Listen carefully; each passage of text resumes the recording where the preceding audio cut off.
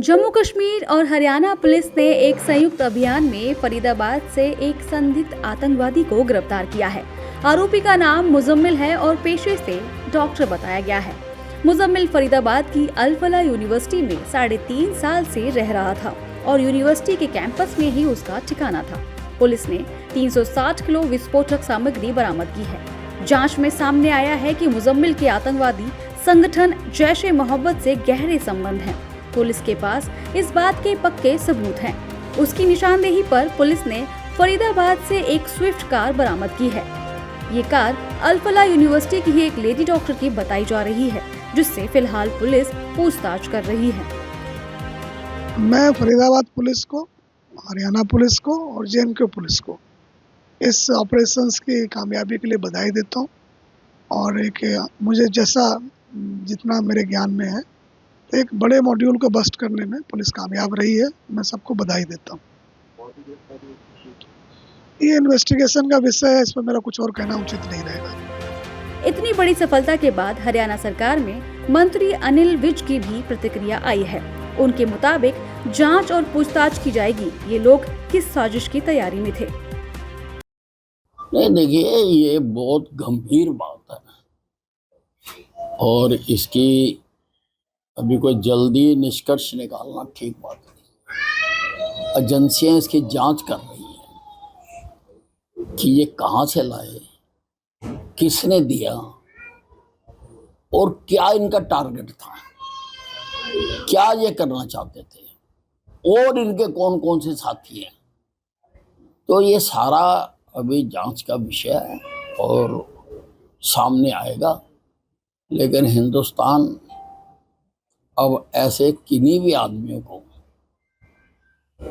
बख्शने वाला नहीं है। फरीदाबाद केवल बाबा बागेश्वर की यात्रा को दहला देने की योजना होगी, हम समझते हैं। मुझे मालूम नहीं, लेकिन ऐसे समय में पकड़ा गया है। और AK-47 100 राउंड गोलियां, लेकिन अखिलेश यादव, राहुल गांधी सहित लालू यादव, तेजस्वी की जुबान इस पर नहीं खुलेगी, क्योंकि ये डॉक्टर उनके वोट बैंक कहलाएंगे। पुलिस के मुताबिक मुजम्मिल ने करीब 15 दिन पहले ही अमोनियम नाइट्रेट मंगवाया था। इसे उसने 8 बड़े और 4 छोटे सूटकेस में छुपा रखा था ताकि किसी को शक न हो। पुलिस को उसी कमरे से 20 टाइमर और 20 बैटरी भी मिली है, जो बम बनाने में इस्तेमाल होती है। इससे साफ लग रहा है कि मुजम्मिल कुछ बड़ा करने की तैयारी में था। देखो, नेचर ऑफ रिकवरी के बारे में पुलिस कमिश्नर ने विस्तार से प्रेस कॉन्फ्रेंस किया है। मैं फरीदाबाद पुलिस को, हरियाणा पुलिस को और जे.एन.के पुलिस को इस ऑपरेशंस की कामयाबी के लिए बधाई देता हूँ। और मुझे जितना मेरे ज्ञान में है, एक बड़े मॉड्यूल को बस्ट करने में पुलिस कामयाब रही है। मैं सबको बधाई देता हूँ। ये इन्वेस्टिगेशन का विषय है, इस पर मेरा कुछ और कहना उचित नहीं रहेगा।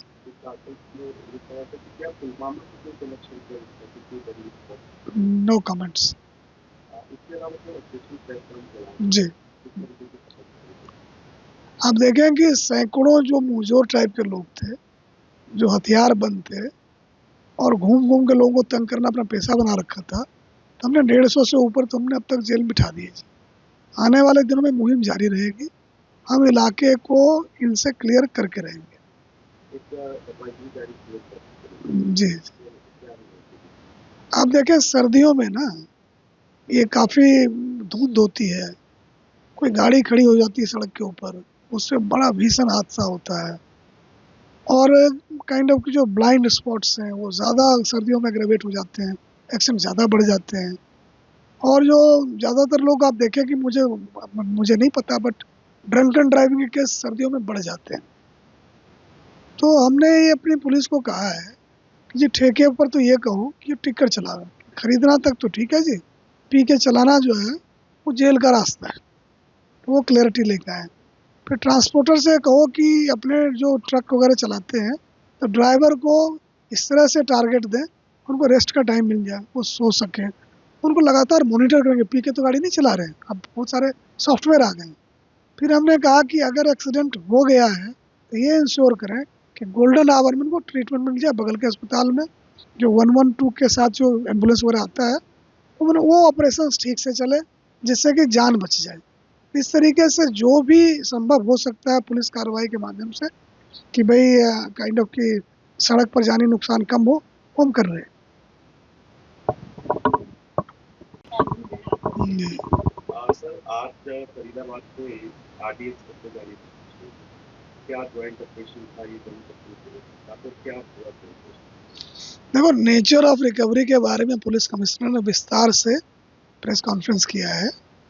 मैं फरीदाबाद पुलिस को, हरियाणा पुलिस को और जेएनके पुलिस को इस ऑपरेशंस की कामयाबी के लिए बधाई देता हूँ।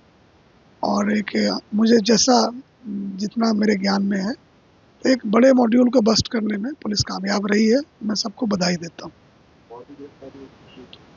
ये इन्वेस्टिगेशन का विषय है, इस पर मेरा कुछ और कहना उचित नहीं रहेगा।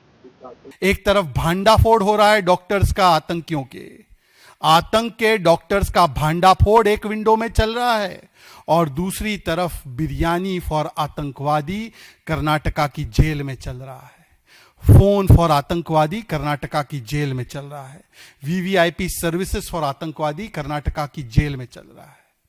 और यही दो दृश्य आपको दिखाते हैं आज देश के कि आतंकवाद के प्रति, कानून व्यवस्था के प्रति एक तरफ नरेंद्र मोदी जी और बीजेपी लेड एनडीए अलायंस की क्या सोच है, और दूसरी तरफ कांग्रेस पार्टी लेड इंडी गठबंधन की क्या सोच है। और आपको ज्यादा दूर जाने की जरूरत नहीं, मैं एक और तस्वीर दिखाना चाहता हूं। आप लोग 2 विंडोज डालेंगे, उससे पहले ये भी तो 2 विंडो आप देख लीजिए। ये यासीन मलिक, याद है ना यासीन मलिक कौन है? यासीन मलिक वो आतंकी है जो कन्विक्ट हो चुका है, पर वो पहले कन्विक्टेड आतंकी नहीं था। पहले वो वीवीआईपी गेस्ट था मनमोहन सिंह जी के जमाने में। आज उसी यासीन मलिक के गर्दन पर हाथ डालकर उसको कन्विक्ट कराने का काम किया है। तो ये हम दोनों के बीच का अंतर है। एक आतंकवाद पर हमला करता है और दूसरा आतंकवादी को फोन और जलसात करवाने का काम करता है।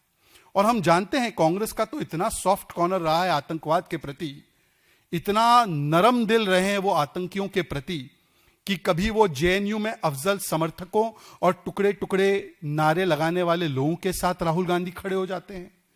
कभी याकूब मेमन जिसको सुप्रीम कोर्ट फांसी की सजा देती है तो उसके लिए पैरवी करते हैं महाराष्ट्र के कांग्रेस के मंत्री।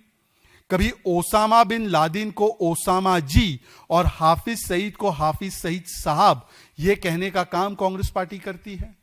जब बाटला हाउस एनकाउंटर में आतंकी मारे जाते हैं तो सोनिया गांधी बाटला हाउस आतंकियों के लिए फूट फूट कर रोती है। ये काम करते हैं कांग्रेस वाले।